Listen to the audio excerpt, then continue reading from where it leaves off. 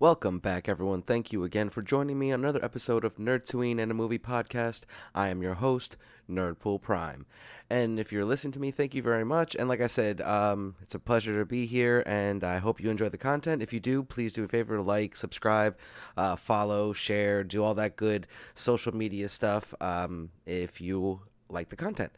So today we're going to have a very special two-part episode. I'm going to break it up into two parts so that people can enjoy what they want. This first segment is going to be on the golden age of video game adaptations, which I think that we are now entering. So first, before I start talking about the difference between... I want to talk about the difference between a good film and liking a film. In many of my interactions with people on social media, I found that many people confuse whether or not they like the movie and whether or not that determines if it's a good film or not. And honestly, that couldn't be farther from the truth. There are set parameters of what constitutes a good film. Now, I will say this. I am by no means an expert on cinema. If I was, the sitcoms and movies that I have written, or started to write at least, would be released and hailed as absolute masterpieces. But they're not. So, I will say this, however. I have taken some classes in college when I was studying for an AS in video production with a focus on post-production with minors in directing and cinematography. Again, as I said, I did not complete those programs, but I did take some classes, and I do have over 150 Blu-rays, and I've seen, and this is being a humble estimate, thousands of movies at this point.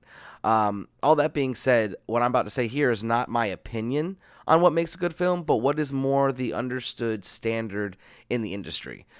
So one of the key factors of a good movie is going to be good dynamic characters. And the term dynamic character is one that is not static. And what that means is when a character comes on the screen, if he's static and that means he stays the same, or they stay the same, and they don't change. Like, they don't have an arc, a character arc or story arc. They have just a straight line. So what makes a compelling story is usually when it's being told through dynamic characters that have a story arc and that build and then become and evolve through the course of the film. That's a very key aspect of filmmaking. Now, the next is a good story or a good plot. When it's all broken down, film is really just a visual representation of a written story. Sure, screenplays are specifically written for that medium, but still, it's someone wrote a story and now someone's acting it out. So what makes a good story? Now, this is my opinion. A good story is when you can watch a film and it's told by... The story is told through the characters and not by the characters. When you can understand the underlying tones of a film or show, and it's not like there's not just a whole bunch of exposition. I think a good example of that is WandaVision. It was very clear to most that the real villain was not Agatha all along, but actually grief and depression and loss. Those themes were felt through the fantastic storytelling and acting from the entire cast, but specifically Elizabeth Olsen, hashtag Emmy Award nominee Elizabeth Olsen, and hashtag future Emmy Award winner Elizabeth Olsen. And it wasn't just characters just spitting out exposition and telling you the story. The story told itself through the conversations and through the events that took place in the show. That's a good story.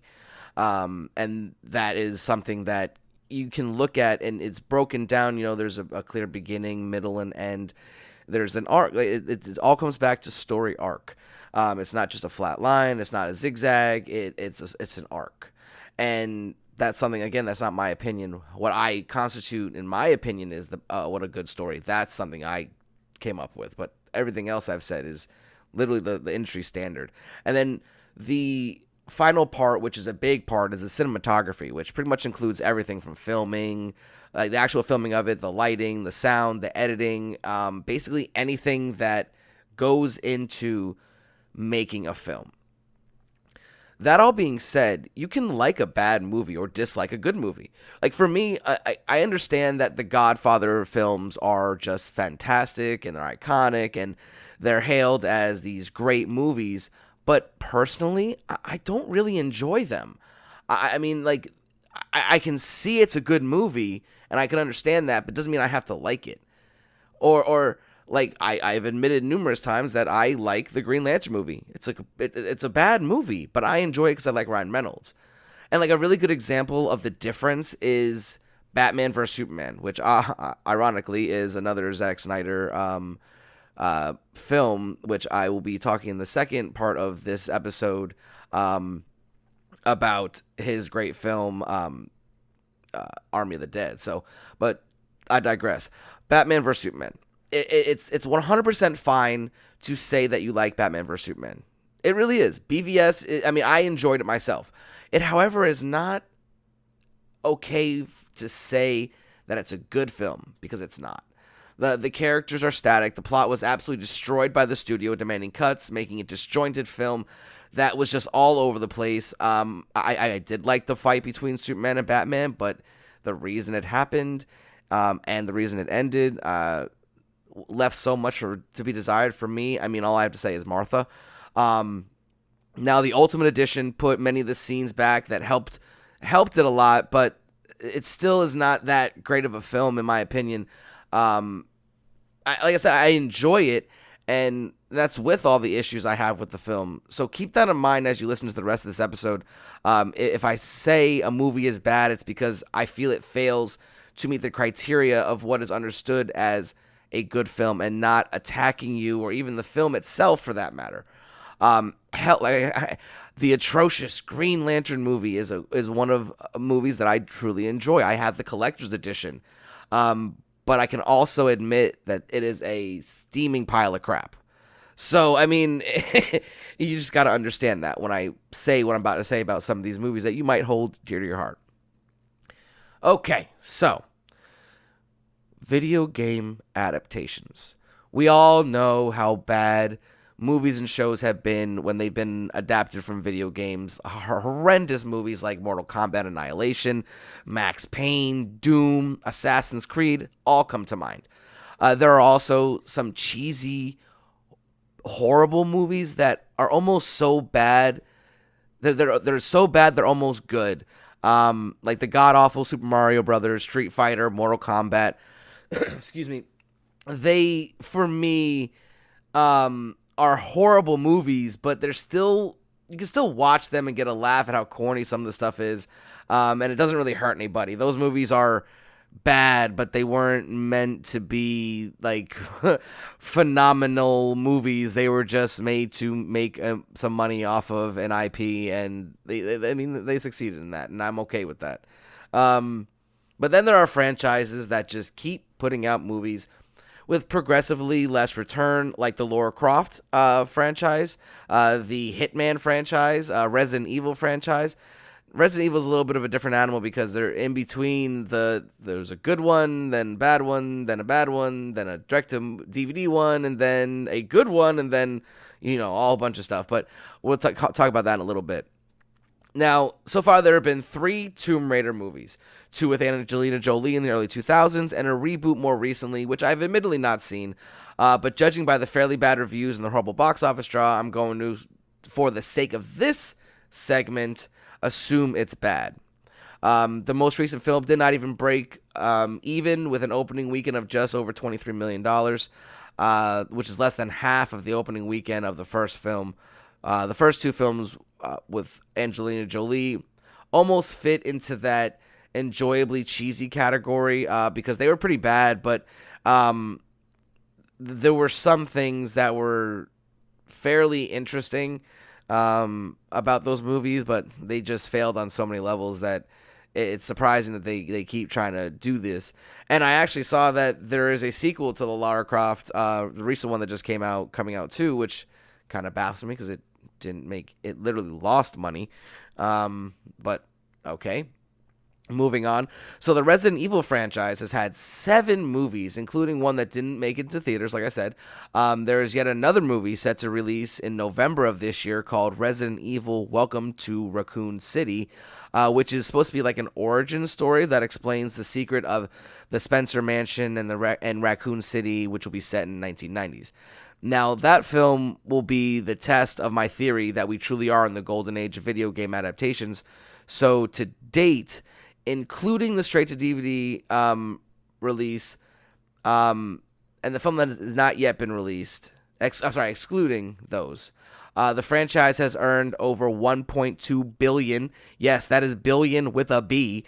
While only having a budget of just under $300 million. So that obviously doesn't include the marketing and things like that. So why do studios keep making bad movies? Because in many cases, they still make money. Resident Evil has 8 films. They've grossed over $1 billion. Why would they not keep making these movies? Whether or not they're good or not is irrelevant, because they can continue to make them and make money most of the time. Now, obviously, there are some cases like that last Tomb Raider movie and some of the Resident Evil movies, for that matter, that just fell flat. But these are IPs that people just really they have a cult following because of the video games. So they can always just, try again and try again and try again. So maybe if it's not good, we should tell them by not going to see it. But obviously, how are you going to know if it's good without going to see it? So it's a double-edged sword there. Now, let's fast forward to present day. You got Detective Pikachu, the new Mortal Kombat movie, Sonic, Castlevania, all finding great success and being either good film or show, depending on what it is, to different degrees. And then now, moving forward, we have the Uncharted movie that's going to be headlined by Tom Holland, who's a fantastic actor. He's not just good at being Spider-Man. He is a fantastic actor. So that, in my opinion, has a very high chance of being good because of the acting capabilities of Tom Holland. Then they have The Last of Us animated series. It's going to be on HBO. Metal Gear Solid. Thank you. Movie, which is going to feature Oscar Isaac as Solid Snake, and then obviously we got sequels to Sonic and Detective Pikachu already at some point in production. It feels like there's some more great adaptations on the way. I think of these 4 properties though: Detective Pikachu, Sonic, Castlevania, and to some degree Mortal Kombat, because that will get an honorable mention, because while not as good as the other 3 that I mentioned, it took itself seriously while understanding exactly what it was. Like the first Mortal Kombat movie was solid. I mean, it was okay. I mean, it was back in the day when there wasn't very good CGI, so it was gonna be cheesy, especially now looking back at it. But it isn't horrible. And then Annihilation just didn't take itself seriously and just put out crap.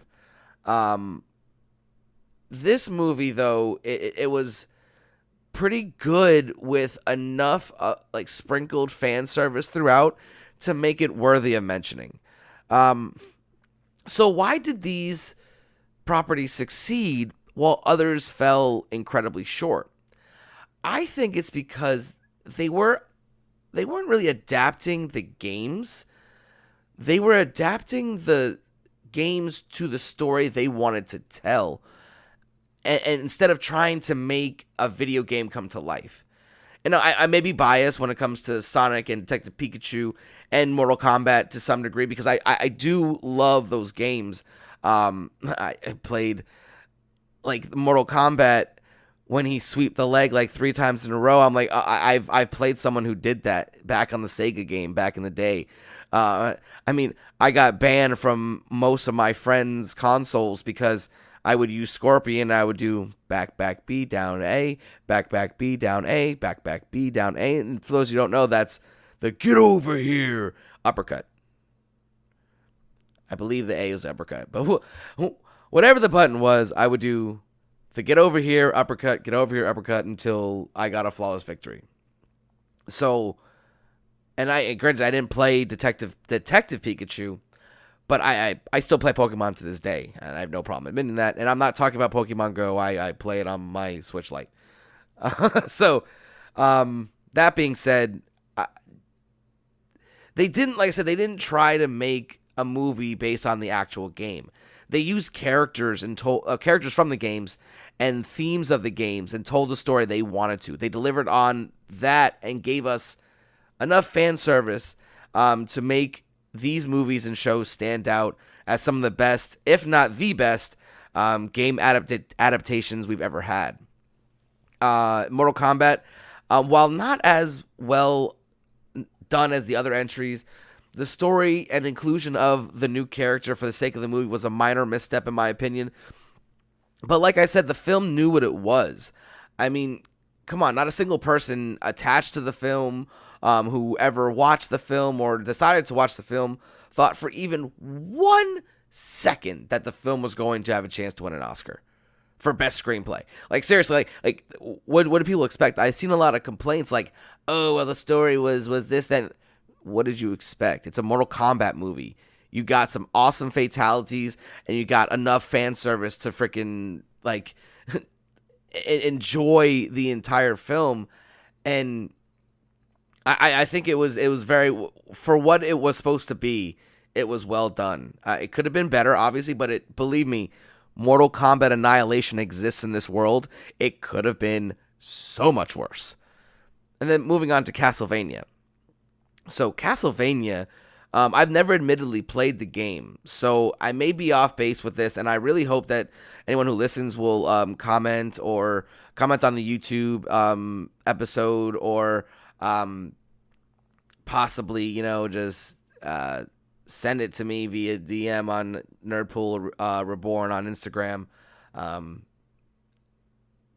because I don't know. So I'm going to assume for this segment that it's similar to the other properties where they used more of the characters and decided to tell what stories they wanted to tell with them. And I think the game translated really well to an animated, like semi-anime style of a show. Some of the scenes where the girl was using magic were just absolutely stunning, and it just felt like it was ripped out of like the best anime you've ever seen type thing. And the entire series itself was really, really good, but the final season just brought it to a whole nother level. And it was just one of the great. I literally binge watched the entire season in 2 days. Like I just didn't stop. Excuse me. I watched it, and then the only reason why, actually, I lied. I did lie. I did stop watching it, and that was only because I had a real long day at work, and I had a business meeting for future stuff for the podcast, which I'll talk to you about on part 2. And I just like, you know what? I'm gonna watch something and just be a nerd. Since I had already decided that I was gonna do a review on Castlevania, it felt like work. Like I already had that like put as a podcast thing, so I went and watched Army of the Dead. As just like, I didn't even, like I said, anything I watch now, anything I read, I usually take notes, and I think, how am I going to incorporate this into something, whether it's on the Instagram pages, or on the YouTube channel, or whatever, the podcast. So I didn't do that with the first watching of Army of the Dead. I just sat there and watched it as a fan, and it was great. I think I'm gonna start doing that more with a lot of things. I'll watch it once as just a fan, and then go on from there. And from what I've heard in the games, like Dracula just always kind of comes back, so maybe the writing team and the animators come back someday to tell a different story in the same universe, because I mean, it was, while it was fantastic and I couldn't have asked for anything more, I kind of want to ask for more. Like it's not that it ended badly because it was one of the better endings of show, like not just an animated movie or show. It was just very good. It tied everything up with a nice little bow, and it was beautiful. I really liked it, but like it's sad to see it end because now I know that the whole story is told, and I want more.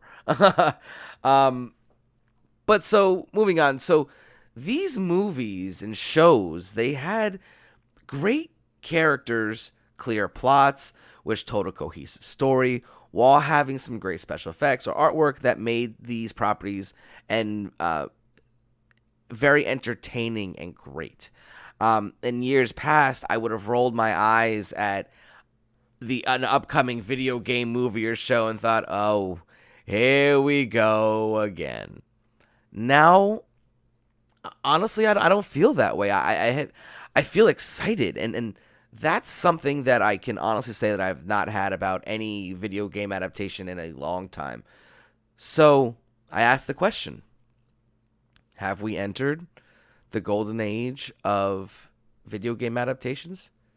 Oh, mind you, also breaking news that I didn't cover even on my page yet, they are making an Injustice animated movie.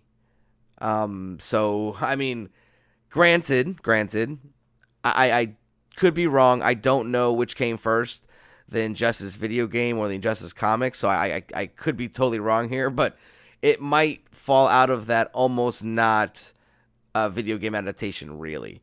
And again, I'm sure someone will correct me if I'm wrong. So that's going to be it for this segment. I'm going to do a whole separate